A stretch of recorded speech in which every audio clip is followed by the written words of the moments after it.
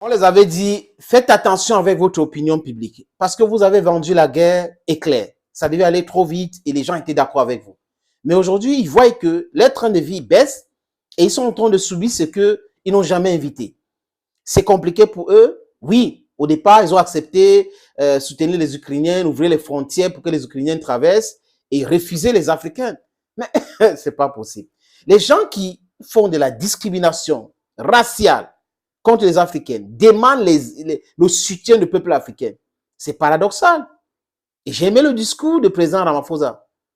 We are not beggars. Nous ne sommes pas les commandeurs.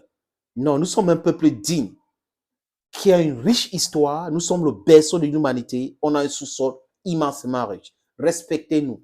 Ah oui. Les Polonais ont boum, les Bulgares. Le président Douda, oui, il faut intégrer l'Ukraine à l'OTAN. Le président bulgare a dit non, non, non, ce n'est pas possible. Il faut arrêter même d'envoyer les armes en Ukraine. Parce que le président bulgare sait que si on arrête d'envoyer les armes en Ukraine, ça va finir avec ça va mettre un terme à la guerre. Ça va mettre un terme à la guerre vite fait.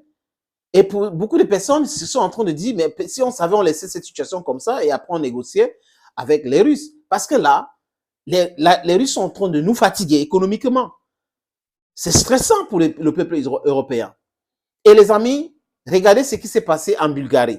Les manifestants, des milliers de personnes manifestent contre la guerre en Ukraine et demandent à leur gouvernement d'arrêter d'envoyer les armes en Ukraine. Regardons. Ah ouais. Ça, c'est en Bulgarie.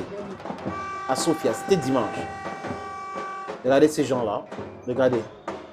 Ils disent non à la guerre, non à le réarmement de l'Ukraine, non à tout cela. Ils ne veulent plus qu'on continue à les manipuler. Le peuple bulgare souffre et le peuple bulgare ne veut plus de cette situation. Voilà, regardez les différents drapeaux, les différents mots.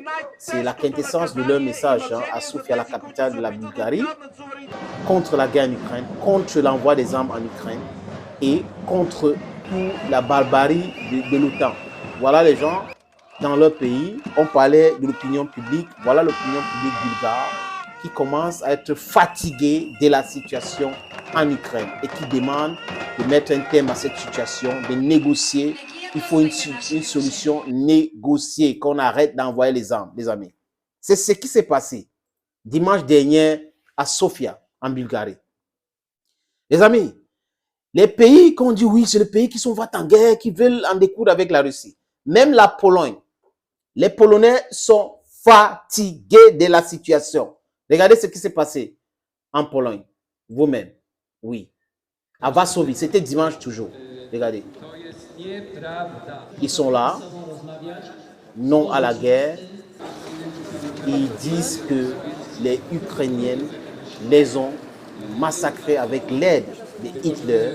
On parle des Bandera, qui est néo-nazi. Et les Russes disent tous les jours cela. Vous voyez que les commandants d'Azov, que les Russes ont libérés et qu'on a envoyé en Turquie, Zelensky allait les récupérer. Ils ont dit qu'ils vont repartir au fond. Vous voyez les gens qui ne sont pas sérieux, non, dans les négociations. C'est un peu cela. Et là, ils demandent des comptes à Zelensky et son gouvernement en disant que les Ukrainiens ont aidé Hitler à massacrer les Polonais.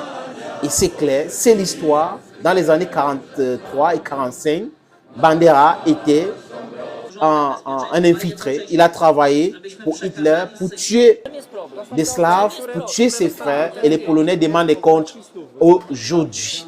Les amis, c'est un peu ça. Voilà donc la situation. Des gens sont fatigués des mensonges, fatigués des différentes promesses, fatigués de tout ce que les politiciens font pour leur intérêt. Ils font juste du business et aux dépens du peuple, dans la grande majorité. Et aujourd'hui, ça commence comme ça. Vous avez vu à Sofia, vous avez vu à Varsovie.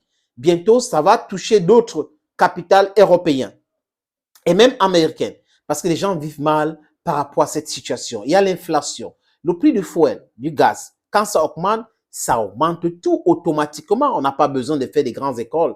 On n'a pas besoin d'être un graduate from Harvard University or from Oxford University or for any business school to understand that an increment in fuel prices automatically helps skyrocket prices of basic necessity, and it makes for life to be very difficult and very expensive. Voilà donc la situation dans laquelle ces gens-là vivent. C'est vrai que ça touche d'autres personnes, d'autres pays qui ne produisent pas ces précieux liquides. Mais seulement, ceux qui ont causé cette situation, ceux qui pouvaient régler cette situation, ça se passe sur leur continent, à côté de leurs frontières. Au lieu de régler, ils ont préféré envenimer la situation et leur peuple n'est pas d'accord aujourd'hui. Au départ, ils étaient d'accord. Maintenant, ils ont compris que ça ne vaut plus la peine de continuer dans cette situation. Il faut mettre un terme et rappeler aux consciences ukrainiennes et internationales que des Ukrainiens, Banderas qui est respecté aujourd'hui par Zelensky et les néo-nazis au pouvoir en Ukraine, c'est celui-là qui a fait massacrer les Polonais, qui a fait massacrer les Russes ou même les Soviétiques.